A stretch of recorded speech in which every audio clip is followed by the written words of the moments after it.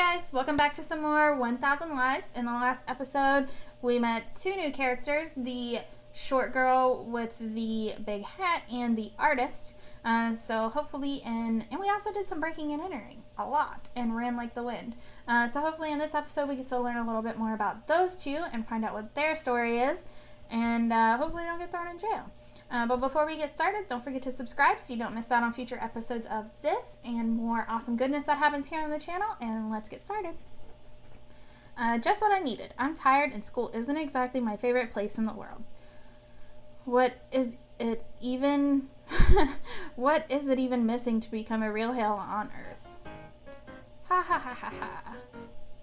Wait, give me a second. My sides hurt too much. Oh, he must be telling them the story because I'd probably laugh my ass off too. So you decided to go to the playground and found a girl there. Then you followed her around town while hiding in a cardboard box, snuck into her apartment and then her room like some kind of pervert. Then she caught you and you pretended to be an American. Finally, you ran away and snuck into someone else's apartment and jumped off their balcony for whatever reason. Yeah, that's about right. Ha ha ha ha ha. It's not like I wanted to tell Mr. and Mrs. Snoopy what happened yesterday, but they kept asking questions when they noticed I wasn't acting like myself. That's what you get from wild animals. They have good instincts. Seriously, I don't really have a problem letting people know about my life. I just always end up regretting it at the end of the day if these two find out. I never learn. It's actually funny, Compañero. You're always complaining about how I seem like a foreigner because I mix languages, and now you've pretended to be who? John something? Don't remind me. What a joke. My terrible accent only made it worse. For once, I envy your linguistic ability, but don't get used to it. Not really. I'm only confident about it because I've lived abroad, that's all. Let's just get to the point already, Sar. What's important to us as men? That girl. On a scale of 1 to 10, how hot was she? Do you really believe that I had time to notice that? Yes, you creeped on her for hours. You had plenty of time to notice. From your reaction, I'd say she was at least a solid 8. I decided not to answer that and instead raised a brow, hoping that it would be enough to deter Aussie from pushing further. Sadly, I'm wrong. More than 8 out of 10? Coming from someone so picky about real girls, she must look like an angel on earth. I can't wait to meet this sexy soother of troubled souls. It makes no sense to assume that there's any logic in Aussie's crazy imagination. Luckily, the teacher finally comes into the room and instructs everyone to go to their seats. Based on the way Aussie and Ziva say goodbye to me, I don't think they'll be leaving me alone anytime today. The bell signaling the start of recess sounds like a celestial choir to my ears. Do you still have recess in high school? We didn't have recess in high school. We had lunch and then study hall. And that was it. Everyone shuffles out of the classroom in search of somewhere to take a break. However, I know that my own freedom won't come as easily. The teacher calls out to me before I can leave. The old, friendly literature teacher stands up and pulls me aside, ensuring that no one else can eavesdrop on our conversation. I politely ask him what he needs, and I'm pretty surprised when he pulled me aside in the first place. Well, it's about the last assignment you had in class, the creative writing piece. It didn't have an ending. Did you forget to include it? No wonder it took me by surprise, since I forgot all about that assignment, but my teacher looks even more astonished when I explain that he already had the entire story in his hands. His expectations drop down to earth when I watch him trying to figure out whether or not to make me write a proper ending, a request he wouldn't hesitate making to any other student. I've received special treatment for a while now, ever since I won a writing competition. The funny thing is that I didn't even plan on participating in the first place. Turns out someone decided to enter one of my stories under my name without my permission. From then on, everyone started to assume I'd become a famous writer or something, and their theory was only supported even more with my notebook writing habit. It's not like I hate to write or anything. I don't care what other people think of me. I just don't care about writing as much as everyone wants me to. Especially considering that I haven't won anything else since then. What else can I say? The ending doesn't seem finished, right? My teacher isn't confident about how she should react to my small interruption. He admits I'm right, but tries to soften the blow since I'm not the first time we find ourselves in this kind of situation.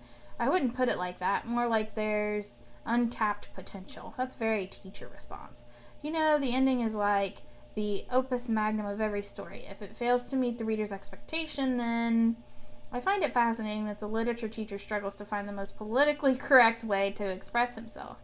I can only admire a man that respects his pupils so much. Still, sometimes, just sometimes, I wish everyone would stop placing me on a pedestal. I don't deserve this kind of special treatment. Everything would be easier. I mean, I'd be pretty okay with that. Right? An ending. My thoughts are still scattered when I walk into the hallway, which is empty aside from one infamous person. I've been waiting for you. How's my favorite guy? Ziva decides to hang out with me whether or not I like it and asks why it took me so long to come out. I brushed it off as having to ask a question about the last assignment, but she isn't convinced and she keeps pestering me as we walk outside together. Do you want to grab something to eat along the way? You can tell me all about your plans for Mystery Girl X.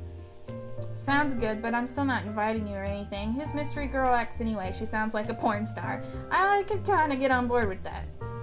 Don't play dumb. I'm talking about that girl you stalked yesterday. You still don't know if she sent you that email or not, so you should figure it out. And no, I won't ask you to invite me, although a real gentleman wouldn't mind paying for a lady's meal. Aussie always pays for my meals, for example. I do admire her ability to take advantage of others, but I can actually control my hormones well enough to take off the white knight armor. Not to mention that Aussie is loaded, so it doesn't matter if he pays for anything. Why do you think I'm even his friend in the first place? The worst part is, coming from you, I'd believe it. While bickering, we reach a small sandwich shop that's popular amongst all the students. I wish we had that kind of shit down the street from my school when I was in high school. We wait in line, slowly but surely approaching the window where we'll be able to place our orders. Forget about Aussie for now. You still haven't answered me about that girl X. Poor Aussie. Did he do something to make you angry again? You know what I meant. What are you going to order? I suddenly want to know what weird taste you have, Ziva. Don't change the subject. Talking to you is like a war where the smallest mistake can lead to total annihilation. All warfare is based on deception. You should know that.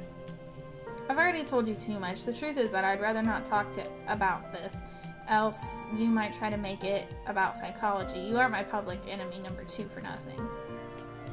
2? Who's the first? Anyone who picks Bulbasaur as their starter Pokemon. Aw, but Bulbasaur is so cute. Why? He's super cute. Oh, okay, yeah, her and I, we would be besties. No, wait, stop changing the subject. There's one more thing I want to know about a girl, and then I'll leave you alone. Don't you have an ace up your sleeve, a plan to find out who she is? I tilt my head, deciding whether or not to answer Ziva's question, especially now that she has just reached the top of my public enemy list. I can't come up with any other reason not to tell her, so I shrug before spilling the beans. I won't do anything about it. I shouldn't have done anything in the first place. In fact, even if I wanted to, I can't do anything now. My hands are tied, you know? Nevertheless, I think you probably want to do something about it. You're always overthinking everything, but you can't lie to me.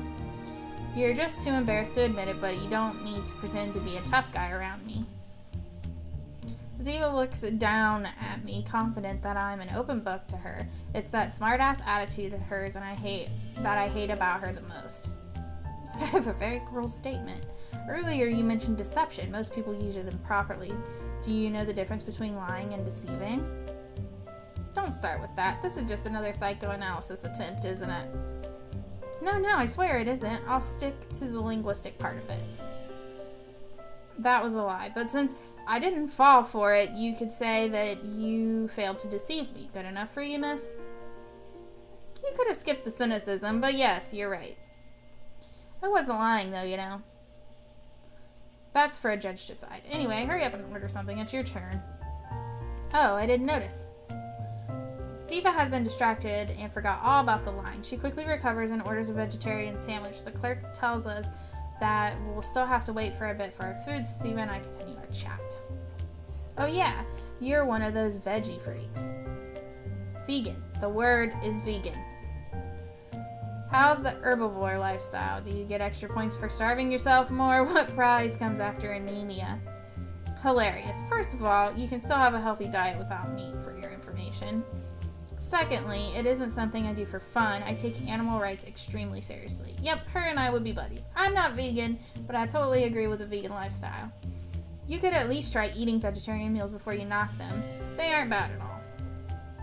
The clerk brings Ziva's food to her, which means it's my turn to place an order. I'll have... I don't even know what you guys have. Just stuff all the meat you can into a sandwich. Diane. Yeah, sorry. That was really insensitive of me. Please. That isn't what I meant.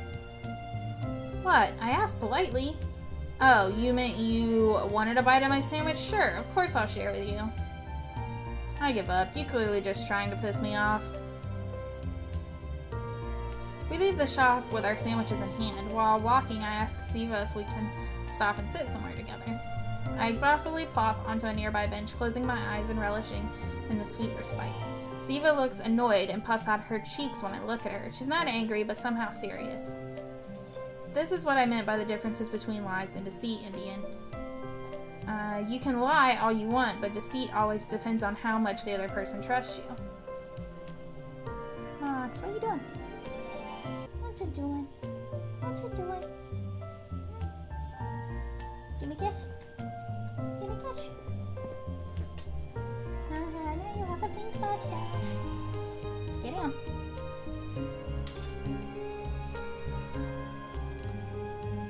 There's no deceit without a lie, but there are lies without deceit. In this situation, you're both the liar and the deceived. Do you know what I mean? Yeah, you're still craving a bite of my sandwich. Too bad, girl. You already missed your chance. I already told you that I don't want it.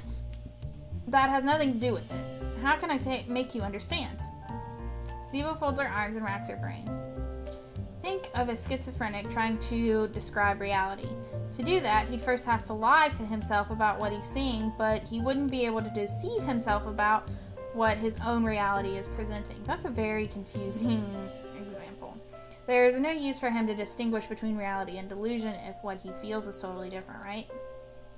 The tone of our conversations usually is gone. It starts feeling more and more like a lecture, and that pisses me off because we only have 20 minutes off for our breaks, time we should be spending forgetting about class. Did you come up with all that crap on your own, or did you steal it from a book? It was me, I guess. It just came to me. Did it sound weird? In short, stop interrupting me. Your behavior is nothing more than a clear-cut example of internal conflict. There's something you like and feel attracted to, but the closer you get to it, the more negative points about it come to mind, so you want to run away or avoid it somehow.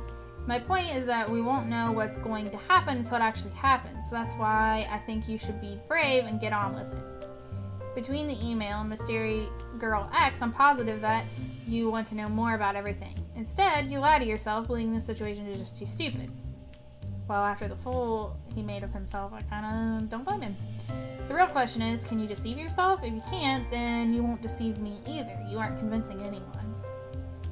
I look at Ziva in disbelief as she continues proudly bragging about her own words. I've come to a conclusion. I was right when I first said that you were lying. You caught me, hee hee.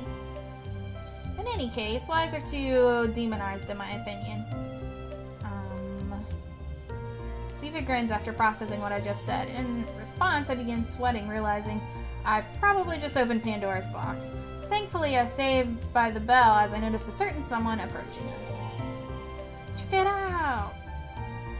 Compañeros, here you are. I was speaking with some girls from the other side when... Who's this guy? Huh? Me? What do you mean? It's almost like I know you from somewhere or something.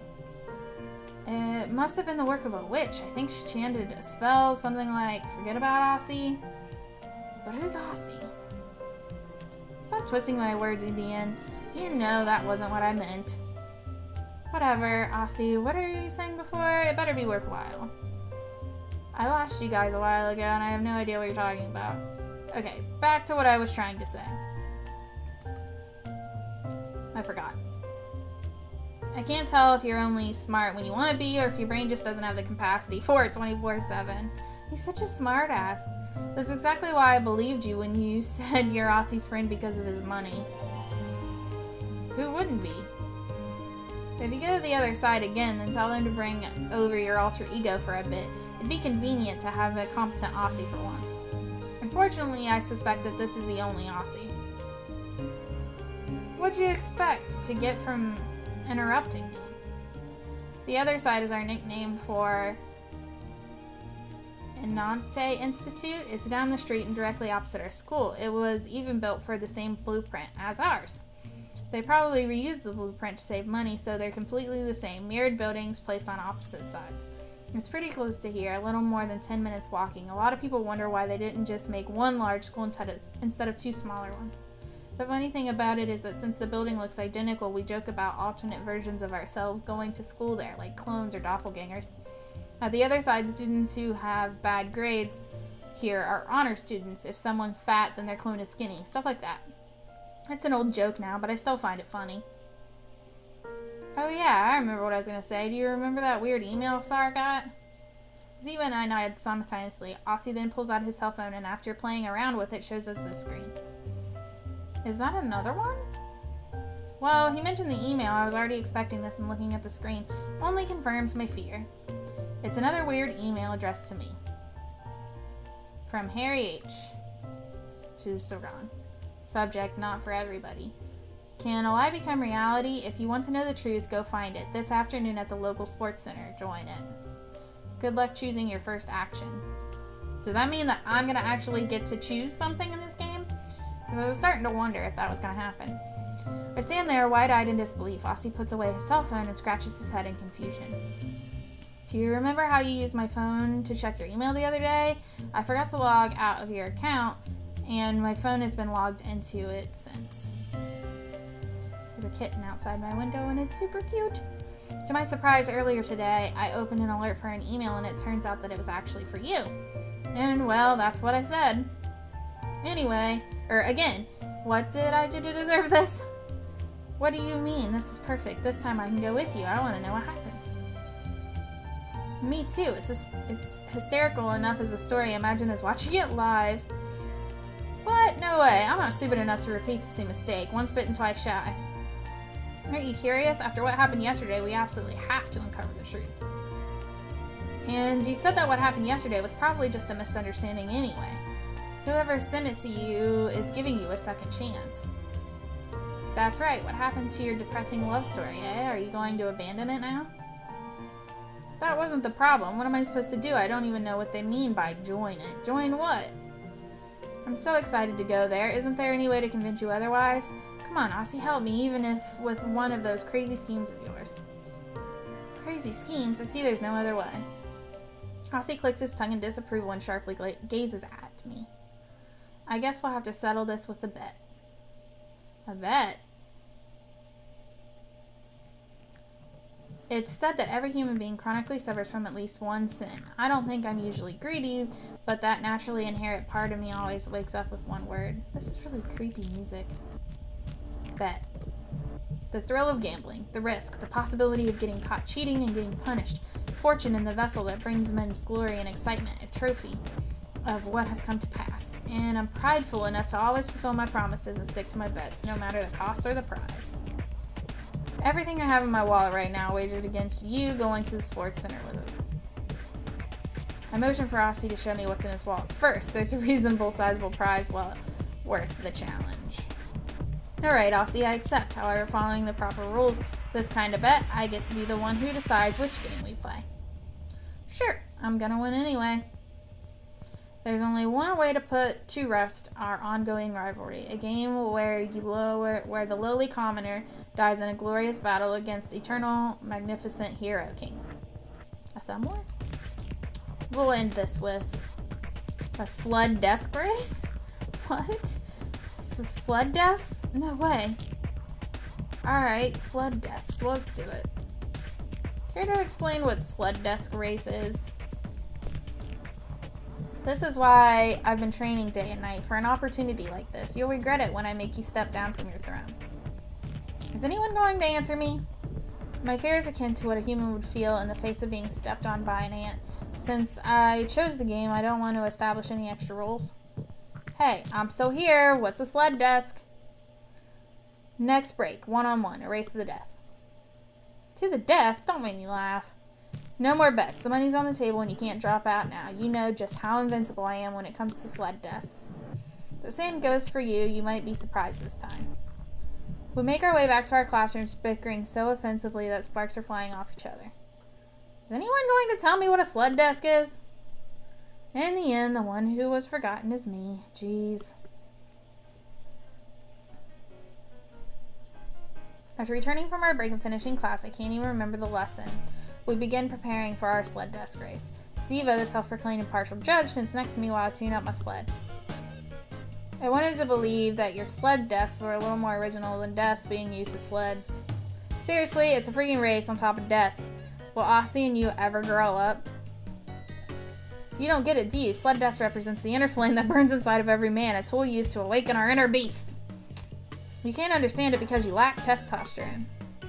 I don't get it either, so maybe he's right. More like patience. So, are you guys going to race in the hallway? It's kind of narrow for that. Besides, do you really think the desks will slide like sleds? Even if you get rid of the rubber on the legs, I don't think they'll... It's obvious how new you are here. You're just lucky to see a live SLED desk race today. I don't know why we haven't done this year before today. You see, the hallway is positioned at a downward angle. Although it can be difficult to notice, when we discovered that, we realized that here's perfect for racing on top of pretty much anything. We agreed the desks were our best option for racing. That's how SLED desk races were born, an important milestone for our future generations. I put tacks on the rubber over the rubber of the legs of my desk so I can slide even further. I gently kick one of the desks to show Ziva how far it can go. Thanks to the tack modification, it slides across the floor and reaches the classroom door effortlessly. The winner is the one whose desk goes the furthest distance in only one push. I see. I'm not really convinced, though. These races have to end pretty quickly. The desks don't slide for more than 10 seconds. And that's exactly how long a race should take. It isn't like our breaks are that long either. Then what's the fun part? You still don't get it. You'll see if you watch. The SLED desk can awaken a man's inner strength. You can warp even time and space. Pay attention. Whatever. Are you ready to lose? Lose? Is that another one of your foreign expressions? I don't know what it means. I fear I'll have to teach me then, Compañero. Desk versus desk in a narrow hallway. That's barely enough space for us to stand around. The most important part of each SLED desk race is the beginning. The contestant with the best initial push will probably be the winner. There are also obstacles in the way, making it difficult to overtake your fellow racer once he has passed you, but you never know in a race to the death.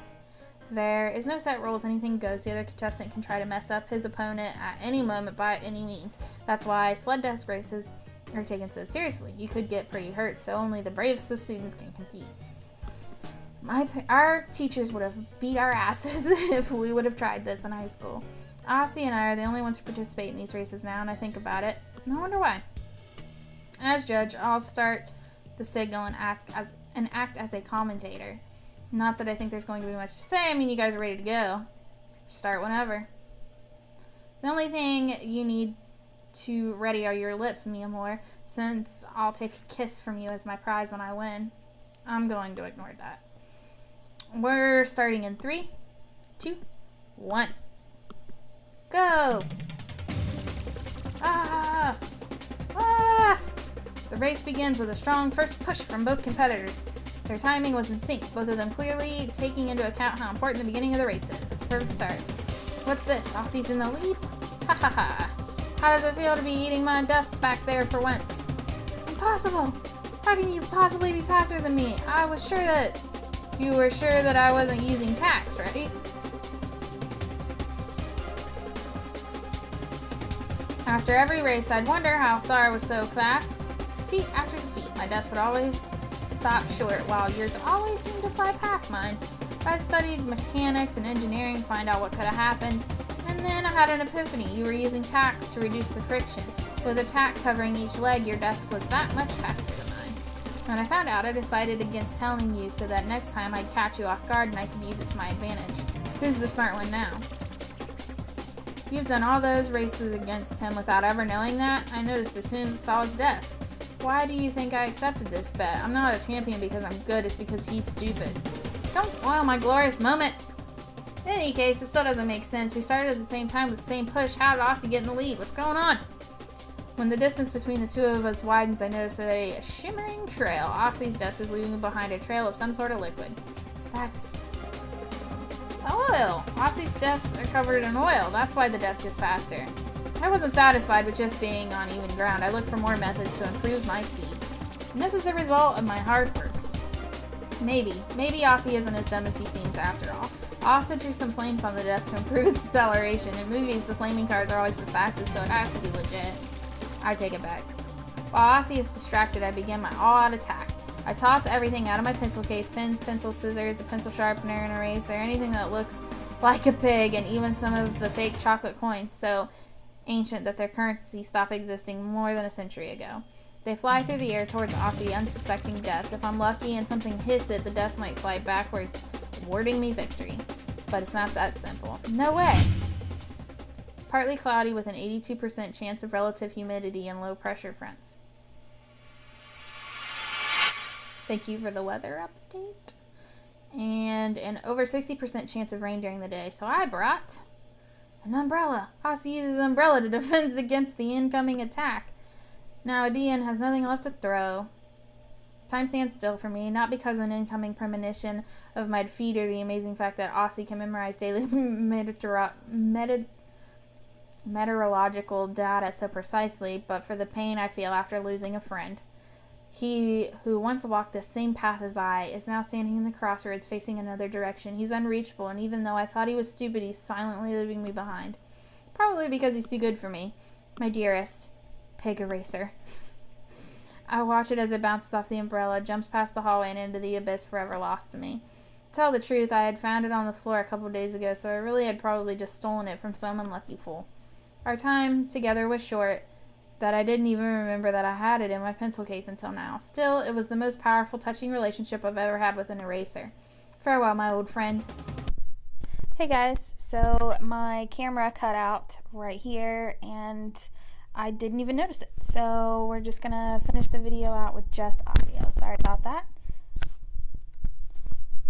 Vendetta! Indian's gaining ground. How is it possible? He's using his opponent's oil to try to lose friction and speed up. Between the oil and Ossie's umbrella temporarily slowing him down, Indian is gaining speed. If he tackles him, he might... Not so fast. I still have one more trick up my sleeve. Ossie took something out of his umbrella. He has a roller? But it's not just any roller, it's a meter stick. Where'd he get that from? You know what I'm going to do now, right? Checkmate, compañero. Shit. Ossie flung the meter stick in Indian's path with a landmine. It's impossible to avoid it. Indian, at the speed, it can only end in catastrophe. Jump, Indian. Save yourself. It isn't worth it. I can't give up now. I promised I'd never forget. I can't let my pencil sharpener sacrifice be in vain. No, wait. It was an eraser, right? An eraser? Not really sure whether it was an eraser or sharpener, whatever it was that I cared about. My desk collides with the roller. The backlights of my desk fly upwards, flipped by inertia, and an instant later I'm on the ground. I'm about to fall, nevertheless. It's the sound of an angel. Yes, I can hear it. The angel singing, giving me their blessing, a hallucination or maybe a revelation. Anyway, it's here. I can see the hero of the old sled races standing by my eraser, telling me I shouldn't give up. Thanks, everyone. It wasn't necessary. With my newfound divine strength, I managed to flip my desk further to the point that it's now totally upside down. And from here... Go! I hold the desk legs while I stand on an underside of the table as if it's a skateboard. I grind my way onto the banister and manage to overtake Ossie. I jump with a hard flip and I make my desk return to its original position, allowing me to successfully continue the race. At last, I'm in the lead. How did he do that? Now Ossie's desk is grinding against mine. The two rival desks rub together, creating small sparks of fire and indents in the wood paneling. The end of the track is coming up, but Ossie and I know there's still something we have to do. You surprised me, compañero. I won't deny it, but it isn't over yet. We're going to settle this with our bare hands. 2 men in motion on a battlefield. We both stand on our desks, accompanied by a hellish squeal coming from the friction between them. No words are necessary. Dialogue won't accomplish anything. It's now with our fists that one of us will fall and the other will grasp victory. Jump, quick! But Ziva's sudden warning makes us come back to reality. Haven't we been sliding far too long? I mean, it's true that everything seems to slow down when there's this much tension, but this is a bit too much. When accounting for the oil, it makes sense that we'd be farther than usual. This isn't good, though, because in the end of the hallway, there's The stairs! Aussie and I managed to jump off the desk at the last second, saving ourselves from a nasty fall. The stairs don't go down that far, so the desk still seemed to be alright. Everything would be perfectly fine if not for one tiny detail. At the bottom of the stairs, clearly frightened by her near-death experience with the flying sled desk, we find the new substitute teacher. What do we do now? That poor woman. Sar? Congratulations, Aussie. You're the sled desk race champion. I'm retiring from all future competitions, so feel free to forget about my past titles and that I ever existed in the first place. As the new champion, you need to explain what happened to the administration. The fate of the global sled desk league rests on your shoulders. Farewell. What are you even talking about? Sar, compañero, where are you going? Alright, we're going to go ahead and end the episode here. Sorry that last couple of minutes didn't have any video, but I tried to make it work. Anyway, in the next video, we should be able to get to actually finally make a decision, and I'm pretty excited. I hope it gets a little more interesting from here. But as always, thank you so much for watching. Don't forget to like, comment, and subscribe before you leave, and I will see you in the next video. Bye!